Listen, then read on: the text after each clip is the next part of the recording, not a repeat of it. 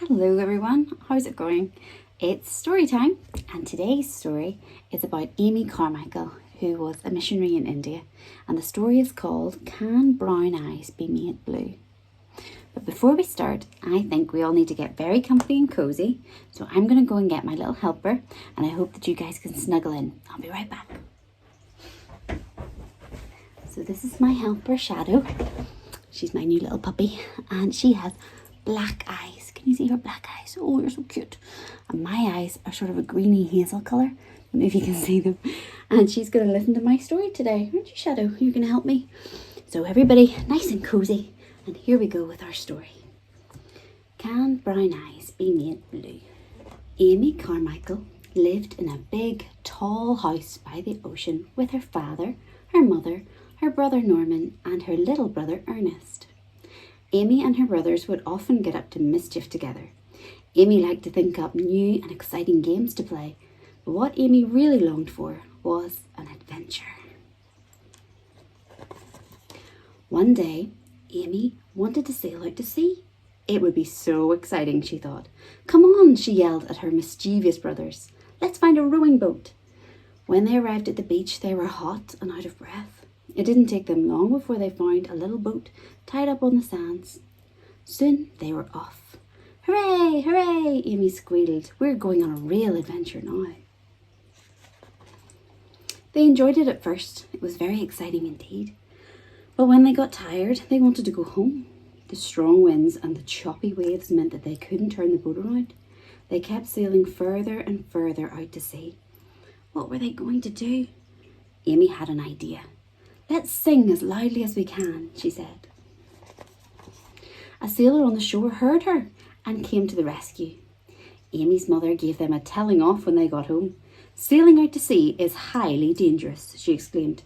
Amy decided not to play that game anymore. One day, Amy and her brothers climbed onto the house roof. It would be a great place to see the ocean, Amy thought, and it was, but they got stuck. When Amy's father saw them, he had the fright of his life. He ran upstairs and pulled his children back through the bathroom window. Amy's father told her that climbing onto roofs was highly dangerous. Amy decided not to play that game anymore. Another day, Amy was told that eating plum stones would make her ill. I wonder if that's really true, thought Amy. So Amy sat down and ate 12 plum stones, one after the other. Amy felt very, very sick. Her parents told her that eating plum stones was highly dangerous and terribly silly. Amy decided not to play that game anymore. Needs to find new games. One morning, Amy lifted up her looking glass. That's a mirror. She saw her long dark hair and her soft brown eyes. Brown eyes are boring, Amy grumbled. She went downstairs and watched her mother make the breakfast.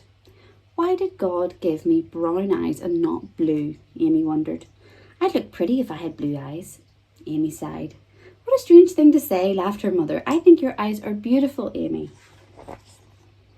Afterwards, when her mother was clearing away the dishes, Amy asked, God answers prayers, doesn't he? Yes, Amy, he does, replied her mother. Will he answer my prayers, won't he? Amy asked. Yes, Amy, he will, her mother smiled. He will answer my prayers tonight. Amy jumped for joy as she ran into the garden. Amy's mother looked puzzled. What is Amy up to now, she wondered. That night, Amy prayed to God, please give me blue eyes. But the next morning, they were still brown. Why hasn't God answered my prayer? Amy cried. Amy's mother gave her a hug. God always answers prayers, she smiled. Sometimes he says yes, sometimes no, and sometimes wait. This time, God said no. But why? Amy asked, puzzled. I don't know why, her mother replied, but maybe one day you will. Sometime later, Amy went on an adventure to India. She wanted to tell the people there about the love of Jesus. Very few people knew about the one true God.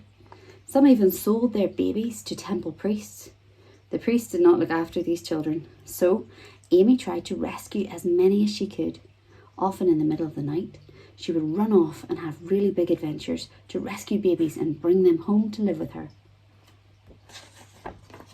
One night, Amy crept up to the temple door and listened. A baby was crying. Quickly Amy ran, picked up the baby and cuddled her. The baby looked up at Amy's soft brown eyes. Amy smiled and the baby smiled back. I now know why God gave me brown eyes, Amy thought, as she walked quickly home. Brown eyes are not scary for little Indian babies. Blue eyes would be too strange for them. When God said no, he gave me just the right answer, Amy said. It's not a nice story. The end. God always has a purpose, and when he says yes or no to your prayers, he knows what's best. Thank you for listening to my story. Thank you for listening, Shadow. Bye.